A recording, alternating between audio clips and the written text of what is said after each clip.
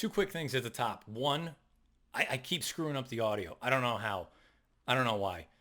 Whether it's the recording software or it's one of these other things, it just keeps getting jacked up. So certain pieces are going to be a little bit hot. Certain pieces will be a little bit light. My audio in the interview with Tommy Ealy, a little bit on the quiet side. I apologize for that. His is nice and crystal clear. Mine sucks. You would think by now I would have this thing figured out. Clearly I don't.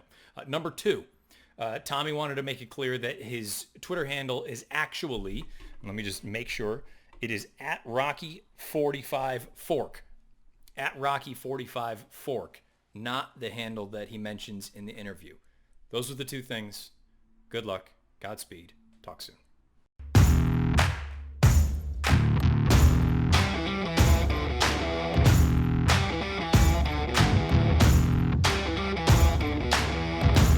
And welcome into the Matt Bernier Show, part of the In the Money Media Network. My name is Matt Bernier. You can follow me on Twitter at Bernier_Matt. This is episode 25 of the Matt Bernier Show for Monday, July the 27th, 2020. However you listen to this thing, thank you for doing so. Number of ways to find this podcast. If you are an audio-only fan, you can find this on Apple Podcasts. You can find it on your Android device. You can find it on inthemoneypodcast.com. Not only can you find this show on inthemoneypodcast.com, but you can find the flagship show, the In the Money Players podcast. You can find the JK Plus One sit-down interview show with Jonathan Kinchin. You can find Talk Racing to Me with Naomi Tucker. You can find the Redboard Rewind with Spencer Lugenbuehl. You can find the U.S. home for Nick Luck's daily podcast. You can find so many things over on inthemoneypodcast.com. I'd encourage everyone to head on over there, check that out. If you are someone who likes to listen and watch over on YouTube, all you need to do, search bar on YouTube, Matt Bernier Show. This episode will pop up along with the other 24 that we have recorded. That's the best place to be leaving questions, comments, concerns, thoughts about topics, races, horses, whatever it may be, beneath the video player on YouTube. As I've said in the past, you already know this. You can follow me on Twitter at Bernier_Matt. This week's show, the rundown, a little bit of an idea what we're looking at. I'm going to try to keep this pretty tight. I'm going to start off at the top talking about the most polarizing horse that we have in training in Maximum Security. We'll roll into the Friday feature this week with last week's winner, Tommy Ealy. Need to give a tip of the cap to all of the folks who picked the winner from last Friday's race up at the Spa based on the random draw. Tommy Ealy's name is the one that came out. So we will talk about race number 9 at Saratoga. That's the Coronation Cup on Friday. If you are trying to get into Tommy's position this week, all you need to do beneath the video player on YouTube, select the winner of the Coronation Cup. If you're the only one, I'll contact you. We'll get along. And if there are multiples, I'll have to go over to Google, use that random number generator, and randomly pull out a name. So we'll go from there. We'll take a look at that race. That's the Coronation Cup again, race number 9 on Friday with Tommy Ealy.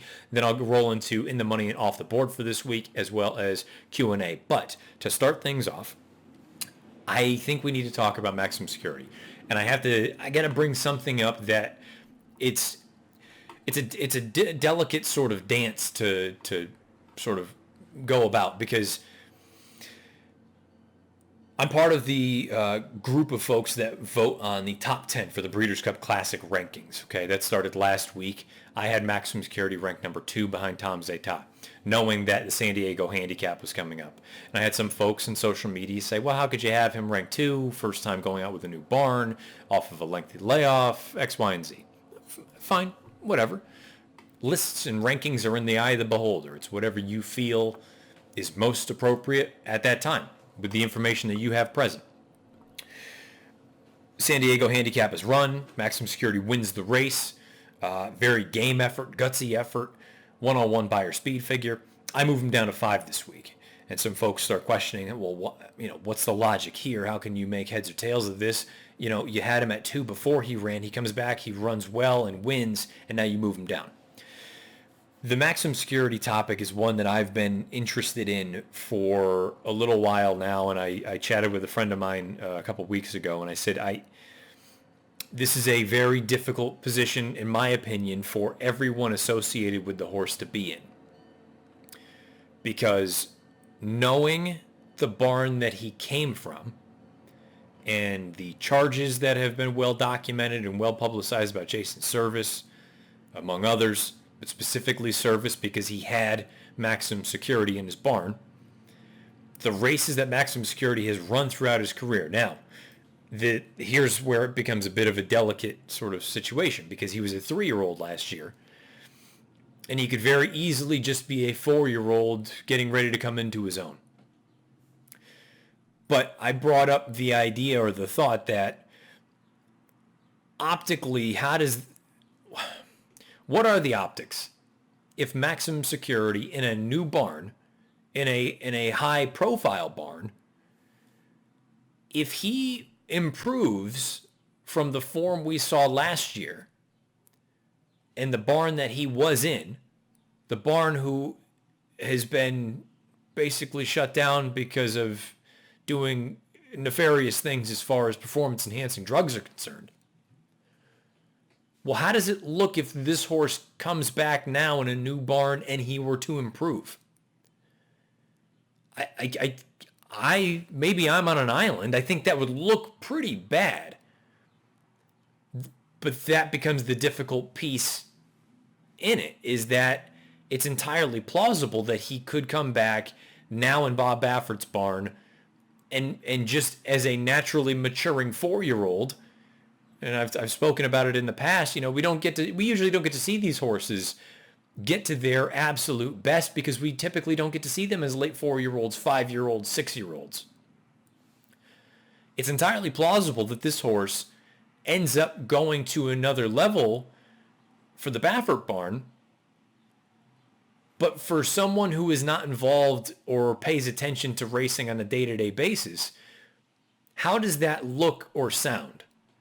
If I run down the story for you, this horse wins the Kentucky Derby, is disqualified because he's a little bit goofy.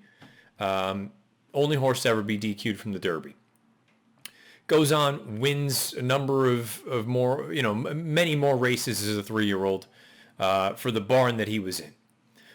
Goes over to Saudi Arabia and wins a $20 million race or whatever it was. He's a damn good horse. He's got the heart of a lion. He wants to beat you. And I think that's something that shouldn't go overlooked. He is a tenacious competitor. I think it's the best asset that he has.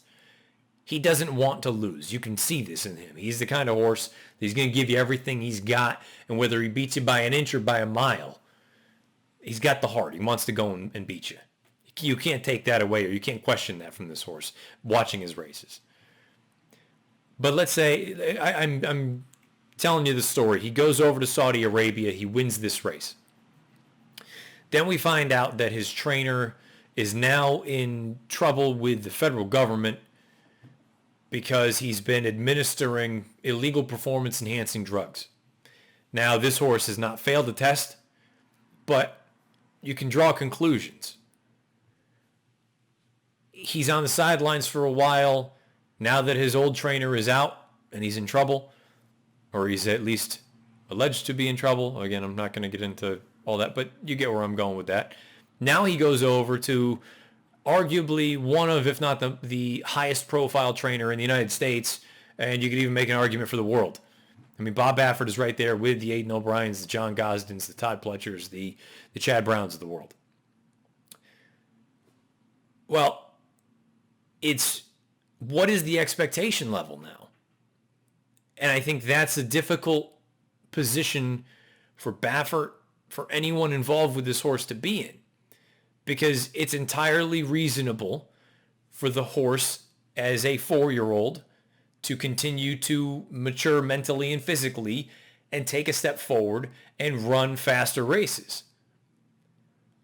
But when you have the sort of background information, knowing that he's coming from a barn that may have been doing or likely was doing nefarious things, how does that look?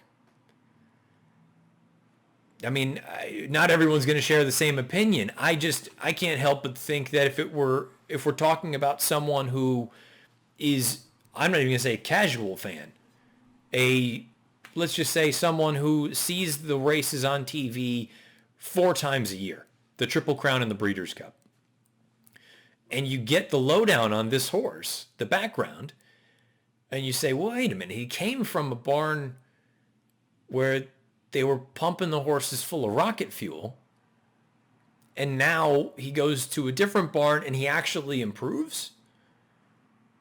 Doesn't that, and I'm not, just take the names out of the equation. If he goes from barn A to barn B, barn A has been accused and alleged of doing some really, really serious things, and he actually improves in barn B, that's going to raise an eyebrow or two. And I can't overstate that I'm not suggesting that anything nefarious is necessarily happening with barn B. It could just be that the horse is continuing to improve and get better with age. But it's just a difficult position for barn B to be in, knowing where this horse came from.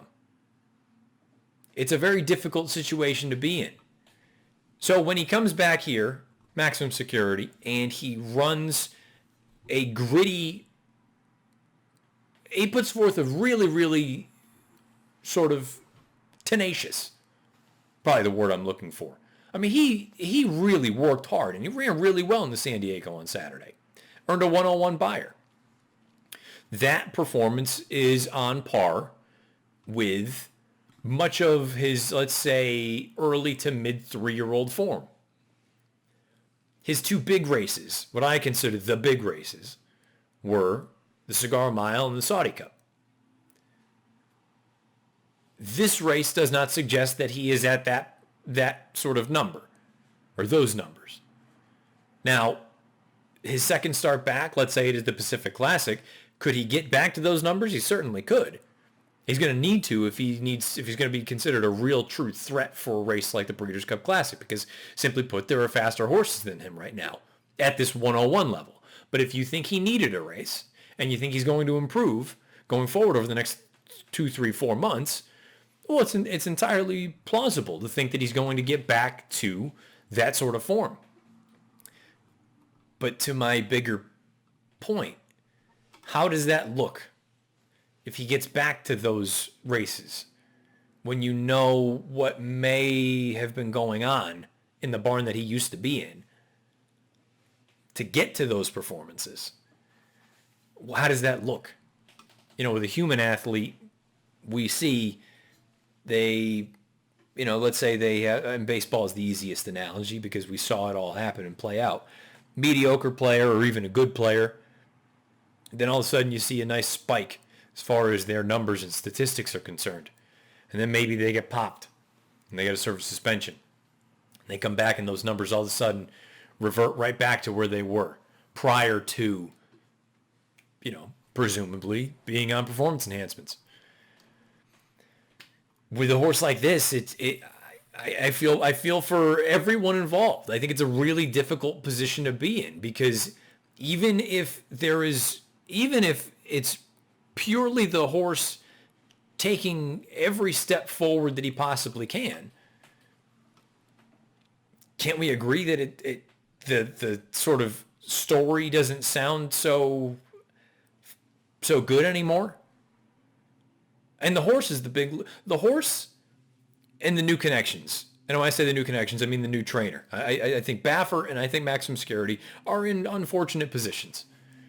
Because if he doesn't get back to the way that he once was, you can just chalk it up and say, well, how much of his old performance was due to what was happening in the service barn?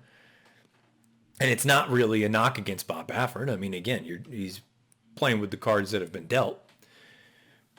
But even if the horse takes that step forward, are people going to unfairly start casting shadows and saying, how did this happen?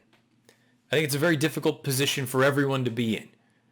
He is, without a doubt, the most well-known name in horse racing, and he is, without a doubt, the most polarizing name in horse racing, Maximum Security.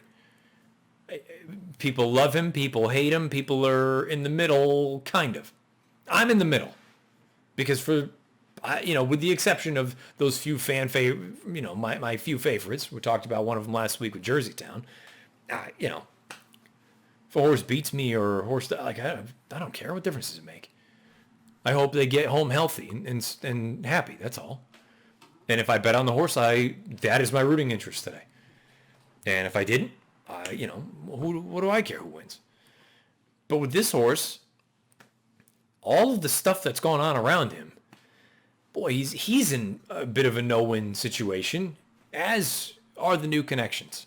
I think it's a really tough spot for everyone to be in.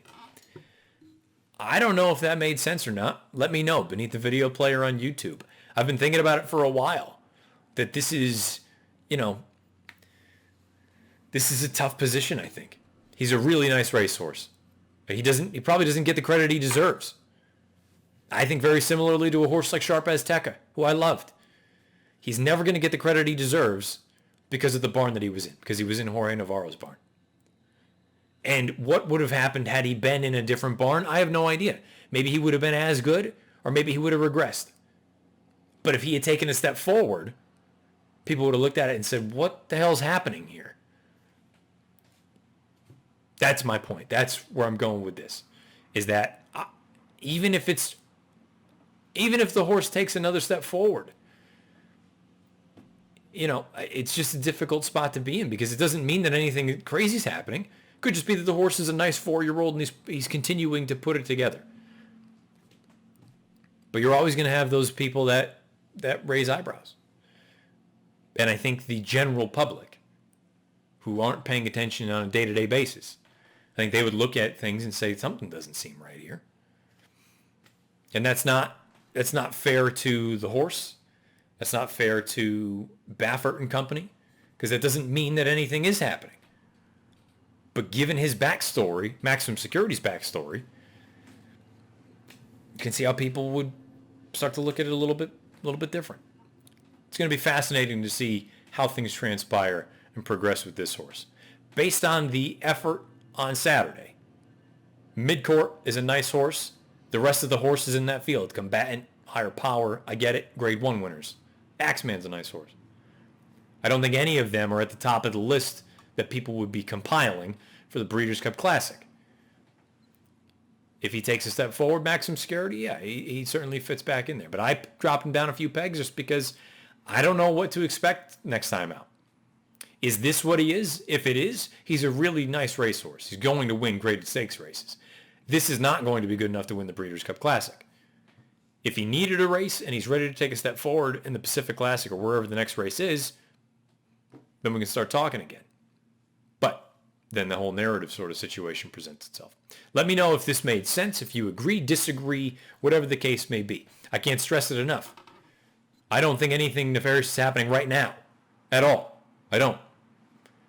But when you see where he came from, Maximum Security, and what he was capable of doing under presumed sort of circumstances, I think now all of a sudden to be dropped into someone's lap as high profile as Bob Baffert, I think everyone's in a tough position, because you want the horse to continue to improve, but it's a tough spot to be in. Let me know what you think beneath the video player on YouTube. Now let's get into some handicapping, shall we? Race 9 on Friday at Saratoga is the Coronation Cup.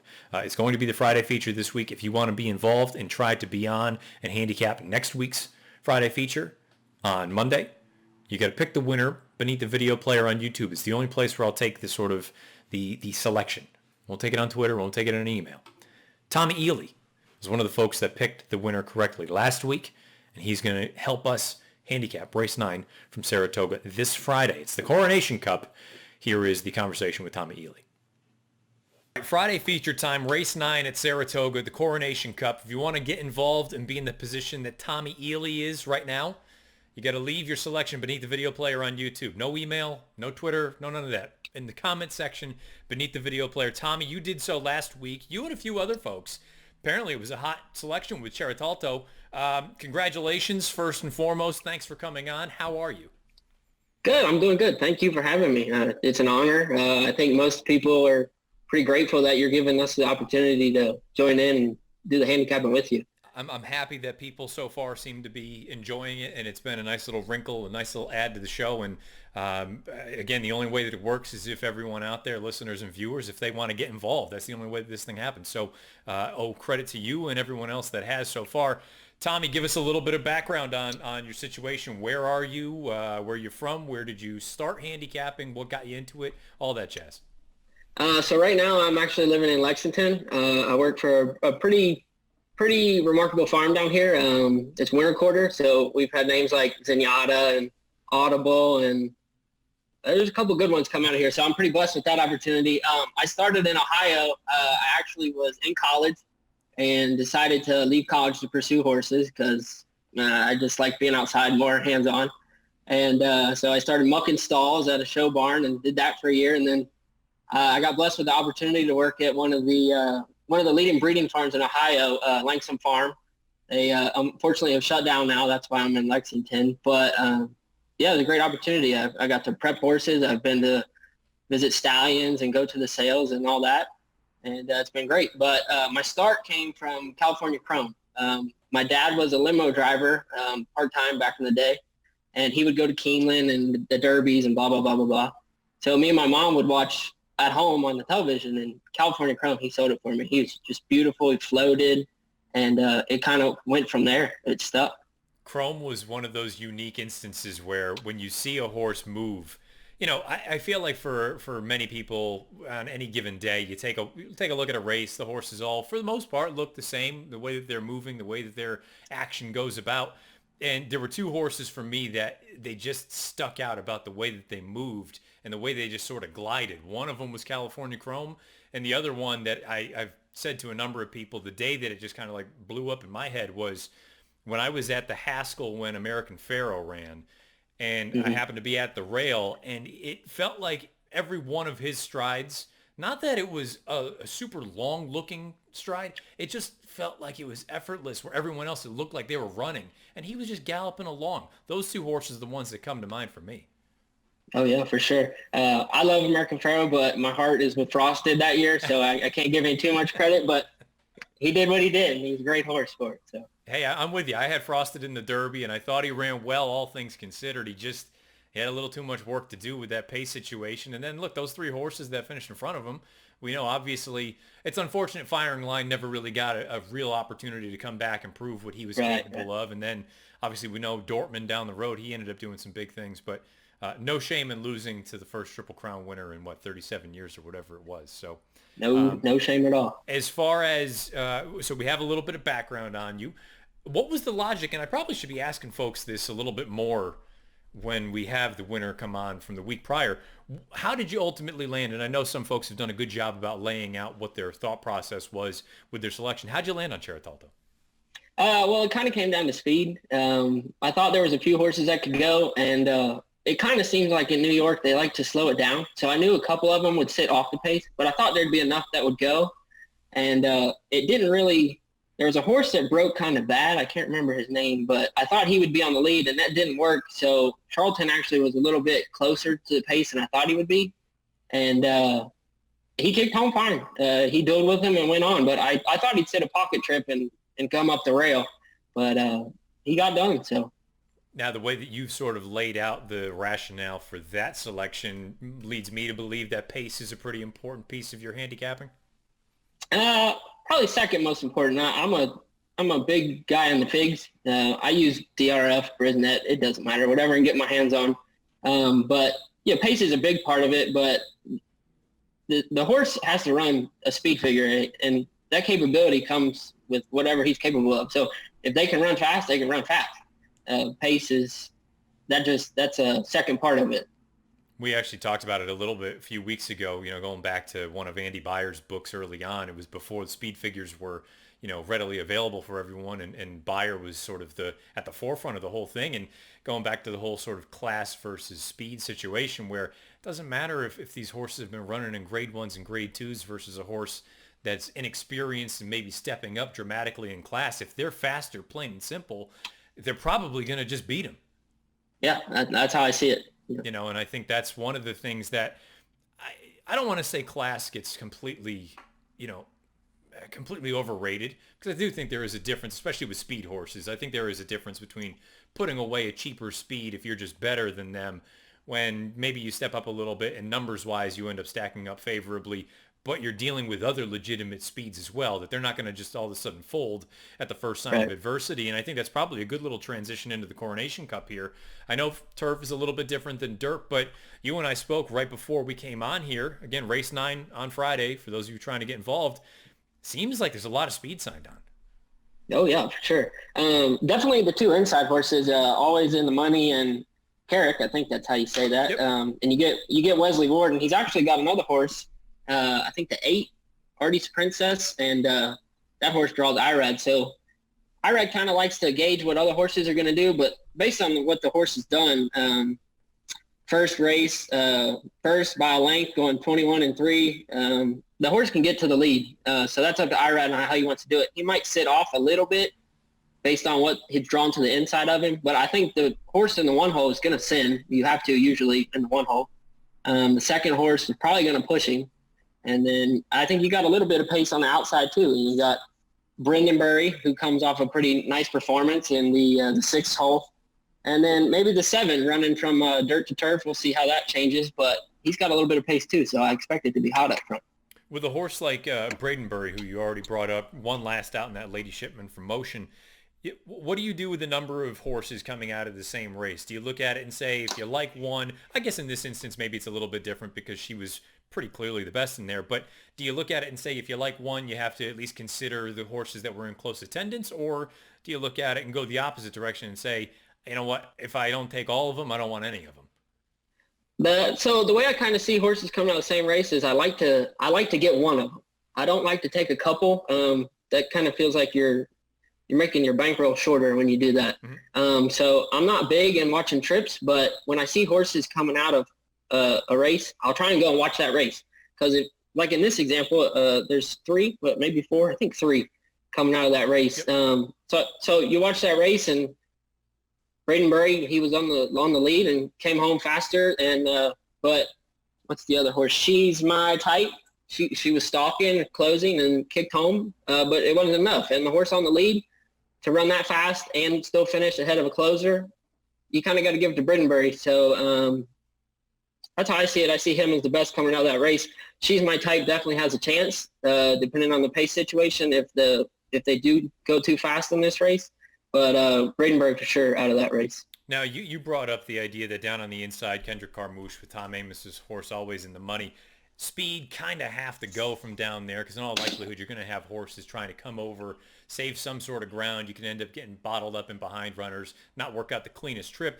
How do you feel about horses drawn toward the outside that have speed? You already kind of alluded to the fact when talking about Artie's Princess that, this is a horse who has shown the ability to be up there pushing a relatively swift pace early on, but has also shown the ability to sit just off. So maybe she's not a perfect example because she's already displayed the versatility, but with horses that, let's say, are sort of more on the one-way speed type, on the outside, how do you view that differently than necessarily the inside, or do you look at them the same way? I see it as if you have speed on the inside, you're going to go. So the horses on the outside, they have to either decide to go as soon as the gate opens, or they're going to have to take back and watch and see what happens. And that puts them in a spot. You go and you go too fast, and you're not saving ground, so you're going to get beat on the inside regardless. Or if you sit a trip, you get a chance of being left behind. So in a sprint race, I kind of don't like the outside speed too much, but that kind of just goes based on how they've been running in the class they've been in. If they're a top-notch horse and they're better than the horse on the inside, it might not really matter, but that's just how you have to look at it. Now, when you bring up that you're a sort of a speed figure player in a race like this, the buyers from the Daily Racing Form, they're all relatively close. I shouldn't say all, but there's a handful of fillies that are separated by 3, 4, or 5 points. I haven't taken a look at the Briz figs. I do look at the Timeform US numbers. They're all relatively close. You have an interesting situation with Artie's Princess trying grass for the first time, proven herself multiple times on the synthetic up at Woodbine. Do you factor that in? Is that enough to sort of turn you off, or are you looking at it saying, on paper, not only is she versatile, but you can make the case she's the fastest in the race? She definitely looks to be the fastest, in my opinion, so we might have that in common. The switch in surface kind of scares me. Turf is a little more, it's more squishy. The tapeta is kind of like a rubber, so they're going to bounce over it. And the turf, you're kind of going to sink into it and have to push off. So that might be a little factor. But this horse ran as a 2-year-old, ran figs that were competitive, and then as a 3-year-old came right back and improved. So if we keep going on the improve, might be able to handle it just fine. She's an interesting one too, because you take a look at this pedigree. Just at face value, without doing a full-blown deep dive, I look at it and I don't immediately think turf sprint. I think of a horse that probably Right. want to go a little bit longer. We know what We Miss Artie was all capable of. I guess in many ways, you look at the horses coming out of that run at Belmont Park. You already brought it up. Braden Berry already kind of looked like the classiest of them all. You've got some speed down on the inside, and you also brought up She's My Type, who's coming out of that Belmont race.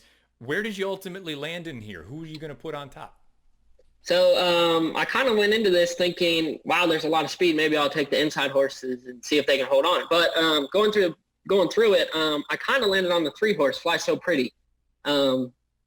I kind of have a love-hate relationship with Mark Casey. I usually get beat when I don't play him, and when I do play him, I don't win. But that's how it goes sometimes.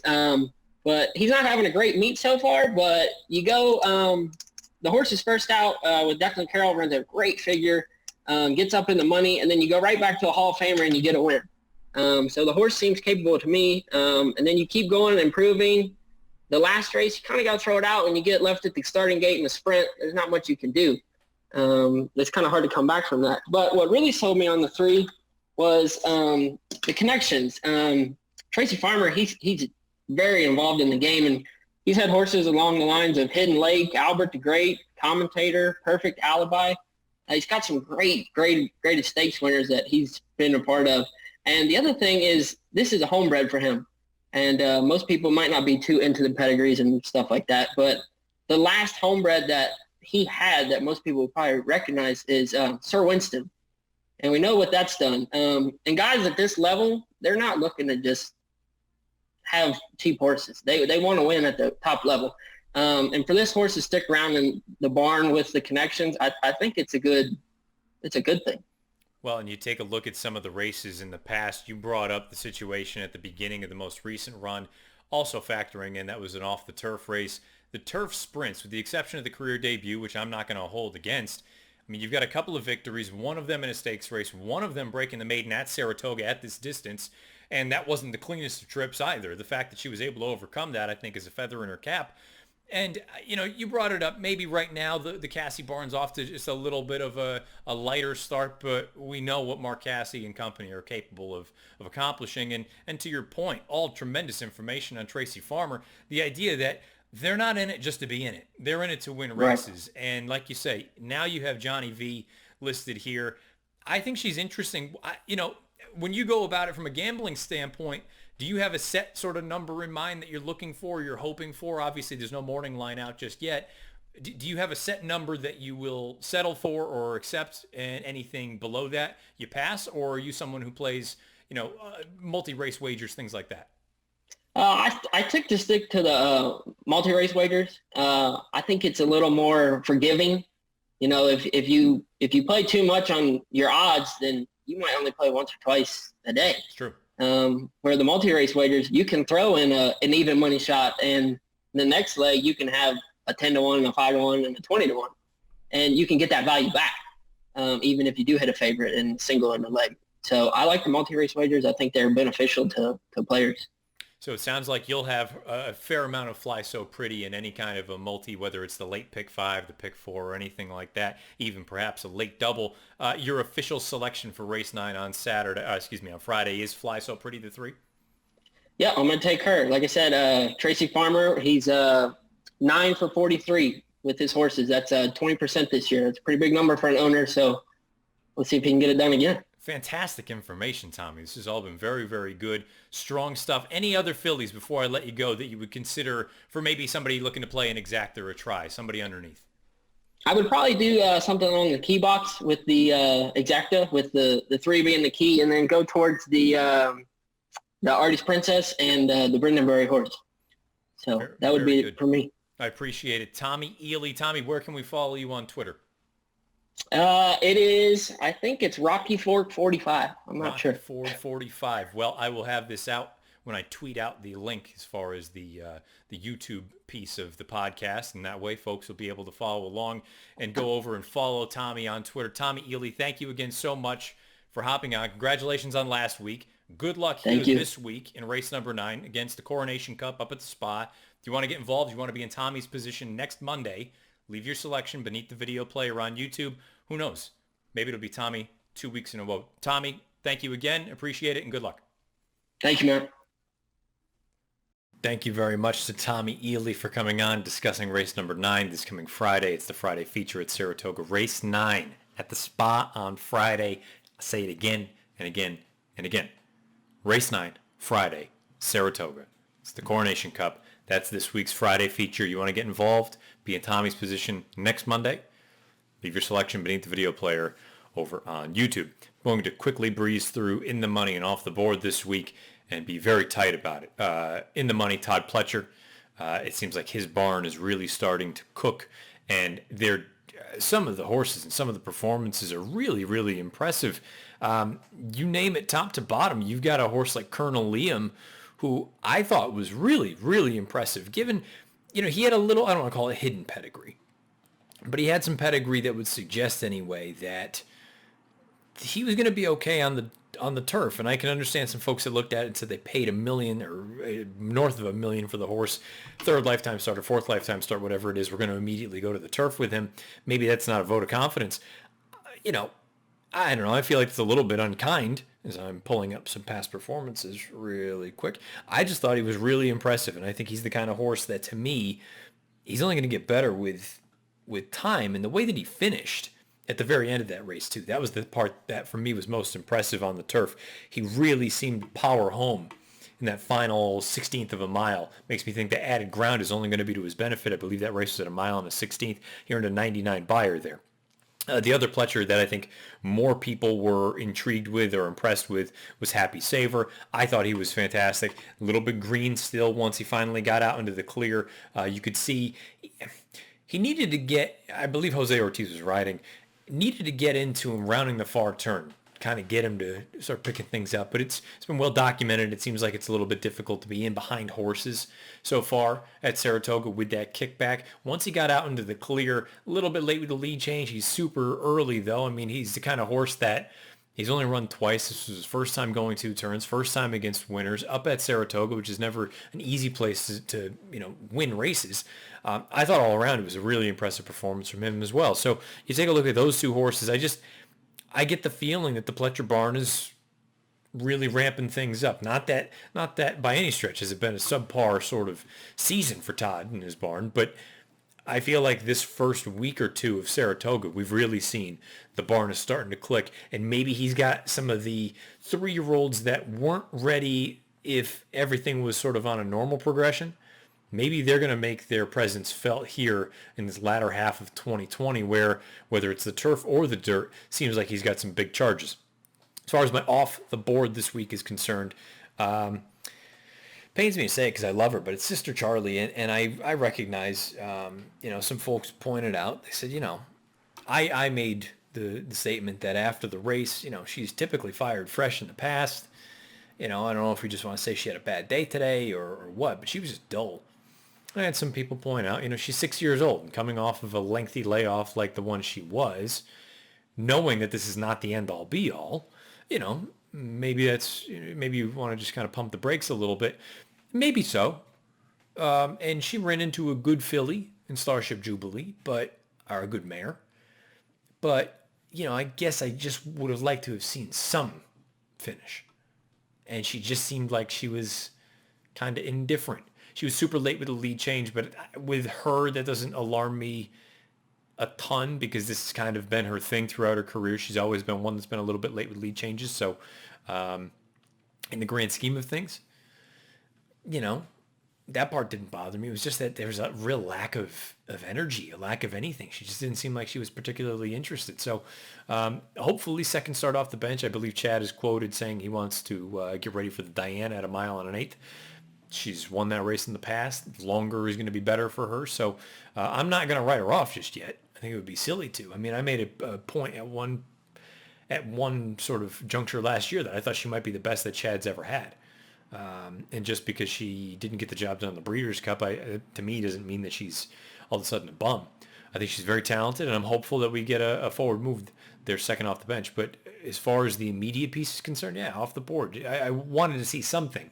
I didn't see anything from her in that return to the races. So hopefully she'll prove me wrong and she'll get back on the beam in that next start. But right now, I'm a little bit concerned. I'd be lying if I said otherwise. In the money, Pletcher off the board. Sister Charlie, let me know you're in the money off the board beneath the video player on YouTube. A couple very quick run-throughs as far as Q&A is concerned this week. The first one I will touch on is Nancy Marin. Matt, what are your thoughts on Country Grammar's performance in the Peter Pan? I like him for the mile and a quarter distance. Not sure he can beat top-level horses. Didn't face much in that race. Nancy, thank you for the question. If you remember, go all the way back to the beginning when this show rebooted with In the Money Media.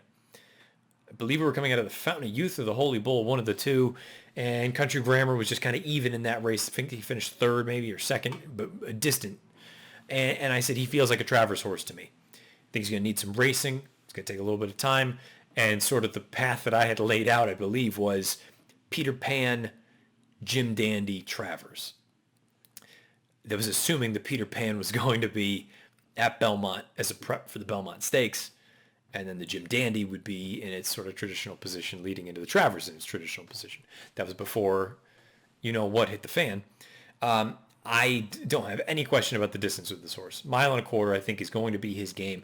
You go back and you watch the tape of that Peter Pan. Look, he got a really, really smooth ride from Irad down on the inside.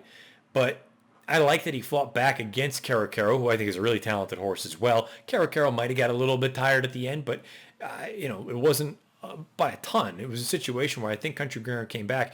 And the thing that I was most intrigued with Country Grammar at the very end of that race was Irad had the stick just shown to him, but he had really stopped pumping on him because he must have felt pretty comfortable that he had it done. And I would encourage everyone to go back. And I talk about watching the horses, their sort of body language out on the track as opposed to getting ready for the race. Because again, I'm far from an expert on horse flesh, but watching their body language out on the track, I think you can glean quite a bit from that. And the minute Irad stopped really getting after him, his ears went straight up, and on the gallop out, his ears are kind of cocked. I think there was a lot left in the tank. I think he can't help but be a little bit green still because he hasn't raced a lot in the afternoon. But I do think he's trending the right direction. I think Caracaro, if he shows up in the Travers, is a horse you're going to have to take seriously. Mystic Guide is a difficult call because I'm starting to get a little bit sick of the act. But at the same time, if you believe that the kickback at Saratoga through the first, let's call it 2 weeks, has been enough that it's been very difficult to be making up ground from the back of the pack, he did start to kick on again. Once he got angled out into the clear down the lane, the problem is I would need a price that I don't think is necessarily realistic on him. So at this juncture right now, I'm probably more intrigued with Country Grammar and Caracaro over Mystic Guide. I'm not ready to give up on Mystic Guide yet, but I think all three of those horses are pretty solid, especially the top two. And I'm, like I said, I've made my case about Mystic Guide in the past, but Country Grammar, I have no questions about the mile and a quarter against the top level runners, against Tiz the Law, against an Uncle Chuck who, he's probably closer to Uncle Chuck than he is Tiz the Law. Tiz the Law has proven different tracks, different configurations, distances, X, Y, and Z. Uncle Chuck and Country Grammar are both kind of the less exposed ones, for better or for worse. Exposed as being maybe a cut or two below, or as being every bit as good as the big boys. So the Travers could potentially be a fantastic race. Really looking forward to it. Nancy, thanks for the question. I thought it was a pretty solid effort from this horse. Again, got a good trip, sat the pocket for the most part, shot up the inside, but distance isn't going to get him beat. The connections aren't going to get him beat. It's going to be more a matter of, is he ready to take that next step? Because he's probably going to. To be fair, he didn't run slow. I mean, he earned a 95 buyer, and he's run 5 times. I apologize, not 3 or 4 times. So he did get that start at Belmont Park in that race that Tappet to Win just went out there and wired the field. But I think longer is better for Country Grammar. Let's put it that way. So Nancy, thank you for the question. For those of you who offered up some other pieces, please continue to do so. Adds to the possibilities for Q&A and things like that. Leave them in the comment section beneath the video player on YouTube. It's the same place that you need to leave your selections if you want to get involved in the Friday feature for next week, which again is Saratoga's 9th race. That's the Coronation Cup. However you listen to this thing, thank you for doing so.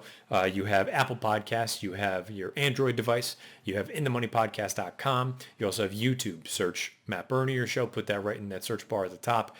This episode, along with the 24 prior episodes, will pop up. Make sure you rate, review, and subscribe to all of these things. If you are over on YouTube, make sure the bell icon's lit up so you get a notification anytime anything new is uploaded to the In the Money podcast or media page.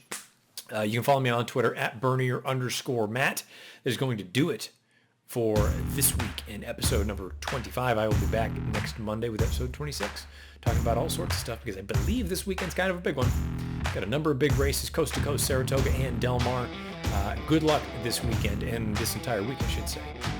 Good luck however you play, whatever you play, and wherever you play. It's been episode 25 of the Matt Bernier Show.